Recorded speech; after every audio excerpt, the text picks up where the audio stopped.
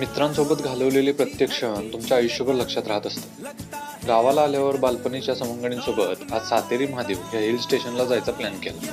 सोबत सखा पैलवान होताच. जाता जाता वाटेत चरचरीन मिस्त्रींचे सुपुत्र सुभाष यांच्यासोबत फोटो काढण्याचा योग आला. 2 दिवसांच्या तुफान पावसामुळे सगळीकडचे रस्ते बंद झाले होते. मग काय डोंगर कड्यातून वाट काढत आम्ही डोंगरावर पोहोचलो. थोडीफार मजा मस्ती केली आणि इथल्या स्थानिक लोकांसोबत हितकूच करून निसर्गाचा सुंदर अनुभव घेत मंदिराजवळ पोहोचलो. थंडीने कुडकुडत तिथला गरमागरम चहा घेतला. हे पांडवकालीन महादेव मंदिर आहे. एकाच दगडात कोरलेलं सुंदर मंदिर. इथल्या डोंगराच्या पायथ्याशी असलेल्या सातेरी देवीच्या मंदिरामुळं याला सातेरी महादेव असं म्हणतात. श्रावण महिन्यात दर सोमवारी भाविकांची मोठ्या प्रमाणात गर्दी होत असते आणि प्रत्येक सोमवारी इथं महाप्रसाद सुद्धा असतो. येता येता इथल्या लोकांसोबत भात लावणीचा विलक्षण अनुभव घेतला.